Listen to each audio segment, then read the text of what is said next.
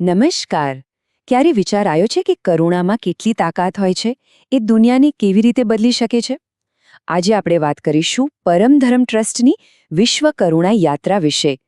આ એક એવી સફર છે જે ખાલી મદદ કરવા પૂરતી સીમિત નથી, પણ સન્માન અને ન્યાય સાથે એક વધુ સારા ભવિષ્યનું ઘડતર કરે છે. તો ચાલો આ પ્રેરણાદાયક સફરમાં જોડાઈએ. જુઓ, આ વાક્ય કેટલું સચોટ છે. જ્યાં અન્યાય થાય છે ત્યાં કરુણા મૌન નથી રહેતી. આ ખાલી એક સ્લોગન નથી, ખરું ને? આ તો પરમધર્મ ટ્રસ્ટના કામનો જીવ છે, એનો આત્મા છે. આનો સીધો અર્થ એ થાય કે સાચી કરુણા એટલે ખાલી દયા બતાવવી નહીં, પણ જ્યાં ખોટું થતું હોય ત્યાં અવાજ ઉઠાવો, એની સામે પગલાં લેવાની હિંમત કરવી. અને બસ આ જ વિચાર એમના દરેક કામ પાછળની પ્રેરણા છે. તો સવાલ એ છે કે આ આખી યાત્રાનો પાયો શું છે? એ કયા સિદ્ધાંતો પર ઊભી છે? મુખ્યત્વે બે મજબૂત પાયા છે. એક છે ન્યાય અને બીજું છે માનવ ગૌરવ. ચાલો જરા ઊંડાણમાં ઉતરીને સમજીએ કે આ ટ્રસ્ટ માટે આ શબ્દોનો મતલબ શું છે અને કેવી રીતે એમના કામમાં સિદ્ધાંતો જીવંત થાય છે. સામાન્ય રીતે ન્યાય શબ્દ સાંભળીએ એટલે આપણા મગજમાં શું આવે?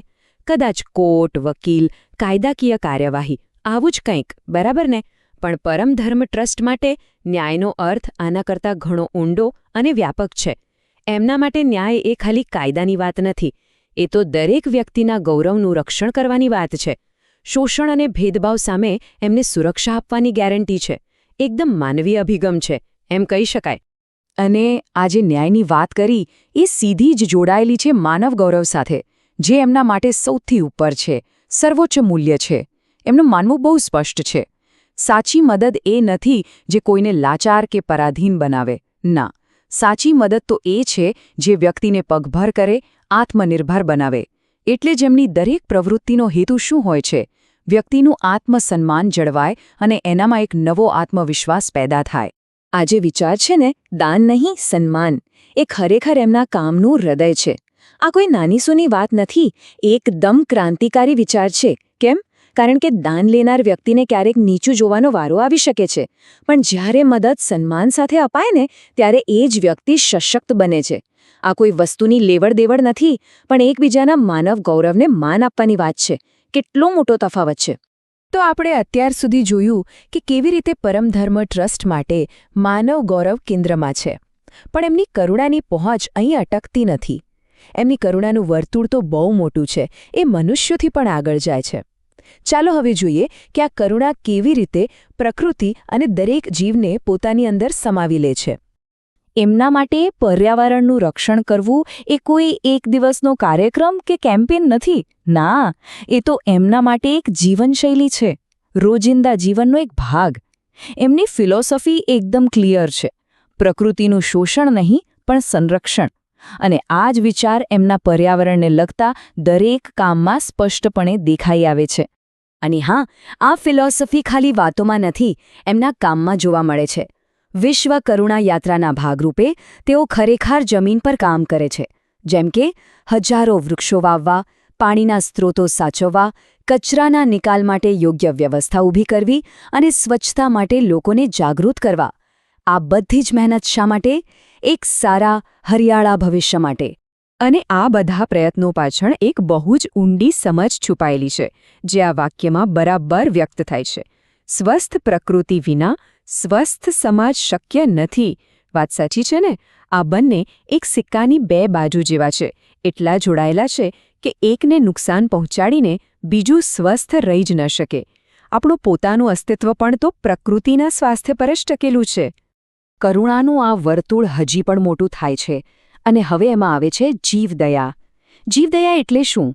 ખાલી પશુ પક્ષીઓ પર દયા કરવી એટલું જ નહીં, એનાથી ઘણું વધારે. એનો અર્થ છે આ ધરતી પરના દરેક જીવના જીવનને માન આપવું. અને આ યાત્રા એ પાક્કું કરે છે કે અબોલ જીવોને પણ પ્રેમ, ખોરાક, પાણી અને એક સુરક્ષિત છત મળે. આ બધા કામ પાછળ એક બહુ જ સરળ પણ શક્તિશાળી મંત્ર છે. જ્યાં જીવન છે ત્યાં કરુણા છે. બસ. પછી એ જીવન મનુષ્યનું હોય, કોઈ વૃક્ષનું હોય કે પછી નાનકડા પક્ષીનું, કેટલો સુંદર અને બધાને સાથે જોડતો વિચાર છે, નહીં? આ વાતને સમજવા માટે એક સરસ ઉદાહરણ છે, ગૌ સેવા. ટ્રસ્ટ માટે આ ખાલી ગાયની સેવા નથી, એ તો એક આખું ઇકોસિસ્ટમ છે. કેવી રીતે? જુઓ, સાંસ્કૃતિક રીતે એ આપણી પરંપરાઓને સાચવે છે. આર્થિક રીતે ઘી અને ખાતર જેવા ઉત્પાદનોથી ગામડામાં લોકોને રોજગારી મળે છે અને સ્વાસ્થ્ય માટે દૂધ અને બીજી વસ્તુઓથી પોષણ મળે છે. આમ ગૌસેવા એ સન્માન સાથે ગામડાનો વિકાસ કેવી રીતે થઈ શકે એનું એક શ્રેષ્ઠ ઉદાહરણ છે. તો અત્યાર સુધી આપણે વાત કરી કે કરુણા કેવી રીતે આપણા આજના દિવસને વર્તમાનને સારો બનાવે છે, પણ આ યાત્રાની નજર ભવિષ્ય પર પણ છે. અને હવે આપણે આ ચર્ચાના એક ખૂબ જ અગત્યના મુદ્દા પર આવી રહ્યા છીએ કે આવનારી પેઢીઓ માટે આપણી જવાબદારી શું છે. ટ્રસ્ટનું માનવું છે કે વિકાસ એટલે કોઈ આંધળી દોડ નથી, જેમાં બસ દોડ્યા જ કરવાનું, પાછળ શું છૂટી ગયું એ જોયા વગર. ના, સાચો વિકાસ તો એક સંતુલિત ચાલ છે, એવી ગતિ જે એ સુનિશ્ચિત કરે કે આપણે આવનારી પેઢીનો હક છીનવી નથી રહ્યા. એમ કહી શકાય કે આ ભવિષ્યને ધ્યાનમાં રાખીને વર્તમાનને ઘડવાની એક કળા છે. અને આ સંતુલિત વિકાસનો મંત્ર પણ બહુ જ સરળ છે: શોષણ ઓછું અને સંરક્ષણ વધારે. આનો વ્યવહારુ અર્થ શું થાય?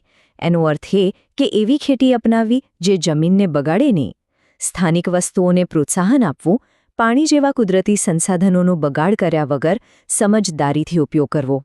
ખરો વારસો તો આ જ છે, જે આપણે પાછળ મૂકી જઈ શકીએ. અને આ જ વાત આપણને એક બહુ જ ઊંડા વિચાર પર લઈ જાય છે કે આવનારી પેઢી એ ખાલી આપણા વારસદાર નથી, એ આપણી જવાબદારી છે. અને આ જવાબદારી ખાલી એમને સારું ભણતર આપવા પૂરતી નથી, એનાથી ઘણી મોટી છે. આ જવાબદારી છે એમનામાં કરુણા, સંવેદનશીલતા અને પ્રકૃતિ માટે પ્રેમ જેવા મૂલ્યોનું સિંચન કરવાની.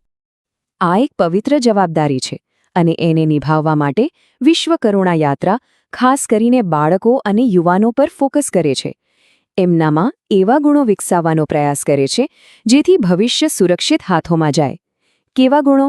જેમ કે પ્રકૃતિ માટે પ્રેમ, સમાજ માટે પોતાની જવાબદારીની સમજ, દરેક જીવ માટે દયા અને માનવતાને આગળ રાખીને નેતૃત્વ કરવાની આવડત. અને છેલ્લે આખી યાત્રા આપણને બધાને એક બહુ જ ઊંડો અને અંગત સવાલ પૂછીને જાય છે કે આપણે આપણી આવનારી પેઢી માટે પાછળ શું મૂકીને જવાના છીએ? શું ખાલી ભૌતિક સંપત્તિ, કે પછી કરુણા, સન્માન અને પ્રકૃતિ માટે પ્રેમ જેવા સાચા મૂલ્યોનો વારસો? આનો જવાબ અને નિર્ણય બધું આપણા જ હાથમાં છે. તો ટૂંકમાં કહીએ તો આ વિશ્વ કરુણા યાત્રા એ કરુણાની એક એવી સફર છે જે ક્યારે અટકતી નથી. એ માણસથી શરૂ થાય છે, પ્રકૃતિ સુધી પહોંચે છે અને આજના દિવસમાંથી આવતીકાલ તરફ વહે છે.